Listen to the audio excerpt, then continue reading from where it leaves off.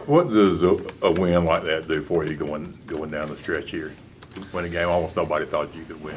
You know, I think for right now, what it does, it makes this next game a must-win situation for a couple of reasons. Obviously, it's a rival game for us, but now it gets us to 500, and it still somehow keeps us in the loop for postseason as far as trying to stay above 500. Now you look at the schedule and you understand the challenges of that. You know, going into the game, you know, given that Taj is out and Mason's not been with us all week long, you know, we're still not thinking about, you know, we may be talking about the possibility of postseason, but we're not thinking it's any way, you know, it's not as realistic given going to Georgia, being 2 games under 500. Well, not you're 1 game under 500.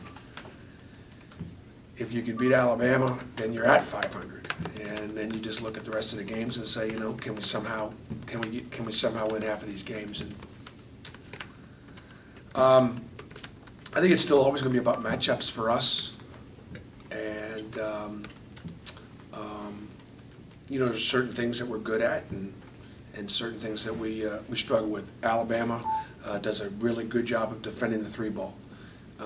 We rely on the 3-ball. Levi Randolph will cover KT Harrell, and he'll do as good. You know, he will work really hard to cover him, and that'll be a great matchup once again. Alabama's got really, really good size at almost every position. They use that size well, and the stuff they run is hard to guard. So you know, it'll be a challenge. We also played well at Alabama last time, and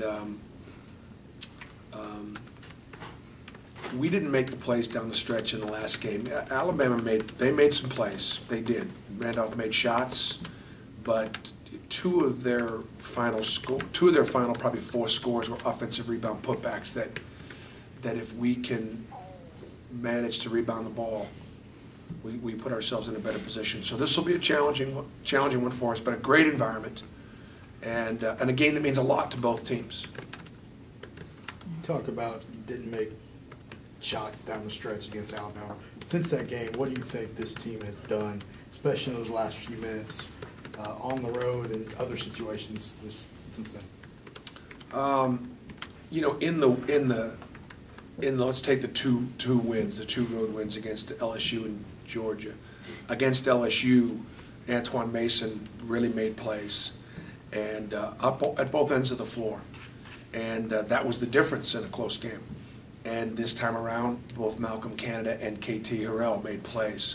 KT's first play was we're down 9, and Simeon is at the foul line, missing both. Game over. But KT gets the offensive rebound on a free throw situation, puts it, gets fouled, makes both free throws. Now it's 7, and you know, and we make some plays. And then defensively, we did a really good job in the last 5 minutes of the game, and they didn't hurt us on the offensive glass. So, made plays offensively, didn't get killed on the offensive glass defensively. Did they do something to make it hard on Simeon, or did he just not have a good game at Georgia? I would say that Simeon just did not have a good game at Georgia. I don't think it was anything specific to what they were doing. He got in some early foul trouble, but he wasn't sharp. But you know what? He's carried us in so many ways all season long, you know. And so it's great that we were able to win a game without him being dominant. And what did it take? It took Devin Waddell coming in there, and I mean, Devin, I came to find out that at halftime, I told you about his even going on Friday. He had fever all week long, did not practice. He's an outstanding student in the School of Engineering, and Friday morning he still had fever, and so the trainer said, "I don't think he's going to go. Just plan on that." And then all of a sudden he comes to practice, the fever broke. I said, "Devin, you probably shouldn't go. You know, I don't want you to get sick, and I don't want you to get anybody else." He said, "Coach, I feel okay." And then he goes out there and has to play, I don't know how many minutes he played, 12 in the first half, whatever it was, throwing up at halftime. Just and anything he got in him was gone at halftime. So it's kind of stuff like that Taj being there with not able to play, Mason showing up to the hotel a half hour before the bus leaves, having left his dad that morning, having gotten at the most 3 hours sleep. It's stuff like that that made, that all came together in order for us to get a great road win. When you're preparing for a game like this, Bruce, where you have the big picture, you say it's a must-win, where it's get to 500, where it's what's left in the big picture for the team for the rest of the season. Then the small picture of this game, the rivalry, Absolutely. them winning. Which buttons and levers do you look to push and pull tomorrow? Or are you gonna throw them all out there? Well, both. I just talked to the team. I already talked to the team about it yesterday. Now we'll focus on the process. I just don't like to. I don't play games with them. I want to be open and honest with them and let them know what's at stake. As we're trying to build that foundation and make a mark and change the culture. At the end of the season, we'll look back and say, we did that a few times. We did some things, but this is not the end of the season. The bottom line is, though, you have to beat Alabama if you're going to be able to build that foundation. It's just something that you got to do. You got to beat your rival. And listen, Alabama's really good. And I know that they've won 15 games. And they don't have a winning, they're not above 500 in SEC play, but that has a lot more to do with the league than it does Alabama. I read about a bad home loss to Vanderbilt, Vanderbilt may be young, but they are really talented. They are really talented. And so anyways, the bottom of our league is really, really good. So we're going to have to play well. But I don't mind saying it is what it is, if we don't beat them, there'll be reasons why. If we do beat them, then obviously it'll help us build on that culture that we're trying to build on. How much do the players look forward to what is certain to be a really electric atmosphere that arena tomorrow night? Well, I think they look forward to it, yet at the same time, I think you can make an argument that we played better on the road the last 3 or 4 games than we have at home. We haven't, and that can happen sometimes. And why is that? Sometimes you're more focused on the road. There is less pressure on you when you're on the road. You're supposed to win at home, and the pressure of having to beat Alabama, and that can get to you sometimes, so you deal with it. Alabama's played better on the road. Alabama played great at Wichita State. They beat Tennessee at Tennessee. They almost beat Arkansas, lost in overtime at Arkansas. They beat Mississippi State on the road. They lost by 2 at South Carolina. There's some others in there, but they've actually played better on the road too. So I'd expect Alabama to play much better than they did up at Coleman. We're going to have to be prepared for that. We played really well. They didn't play well, and we lost. And so we're going to have to play better than we did the first time. And I think the other thing too, as it relates to our last 6 games. We play Kentucky Saturday, and that's a whole nother subject. The other 5 games are games that are going to be the second time we see people. I'm not sure what my record is the second time around. My guess is it's not as good as the first time around. That would be my guess. We should do a little research on that. That's just my feeling, because I think the first time around, I'm a game plan coach.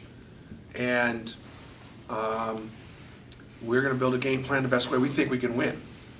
And so we showed our hand against Alabama. We did what we thought we could do to win. And so now the second time around, I look at it and go, these are the things that we should have done. And if I change too much for the sake of change, it's not going to be because it's what I think will beat Alabama. So they've got our game plan. Can you talk about Jordan and playing much better last game and sort of any reason for it? The only conversation that I had with Jordan that would make any sense at all, because I did challenge him. He had a couple of tough games against Ole Miss and Arkansas, and of course Ole Miss and Arkansas. You watch them the other night, Saturday night. I mean, those teams are Sweet 16 caliber teams, and we're challenged, and he's challenged in that situation, but. Certainly going to be challenged at Georgia, going to be challenged against Alabama. I just told him, I said, it's a test of your faith. I said, you got to start trusting man and start trusting God. I said, you've lost some confidence. Why? Because you don't have faith in yourself. Well, do you have faith in your Lord? And he does. I said, so so trust on that, build on that. I said, what happens is, whatever kind of insecurity you have, that leaves you vulnerable to some darkness creeping in on you. And the only way you can fight that is through faith. And he thought that made sense to him. And so, I'm not saying it keeps it going, but Jordan didn't quit. He didn't, and I didn't shift gears and go, well, it is what it is. Let's start playing younger guys and let's just see. No way. Jordan can defend, he can rebound, he can make open shots, and he is, I said, and here's the other thing, Jordan. You are one of our better quiet leaders. I said, if you're not playing effectively and you're not contributing, you can't lead. So one of the biggest things you can do is lead. But when you're playing poorly and you're letting your emotions and your body language is bad, you can't lead. I need you to lead. So he did, and we just hope, obviously hope for him that he can continue. Are you hearing anything from, especially the players from in-state, but about this game, wanting, a revenge factor or anything? No. We're good. We're good. Bruce, you had spoken after the game Saturday about Antoine and just what he'd gone through in that 24 hours or 12 hours even at that point. Now in the coming down after, on the ride back, on yesterday, this morning, where is he at now? I'm now seeing, I missed it yesterday, but I guess his dad is stabilized pretty well. Yes. So what has it been like the last 36 hours since then? Well, first of all, he worked out hard yesterday because he had a week off. So while the team came in and got some film and we walked through some things, he got put through a workout because he missed last week. So welcome back. And he kind of liked that. I think the biggest thing, I don't think there was any question in his mind whether he would come back. There was in mine. Because, his dad, when he left after the Arkansas game, his dad was touch and go and probably more likely not to make it through the night than to make it. But he survived.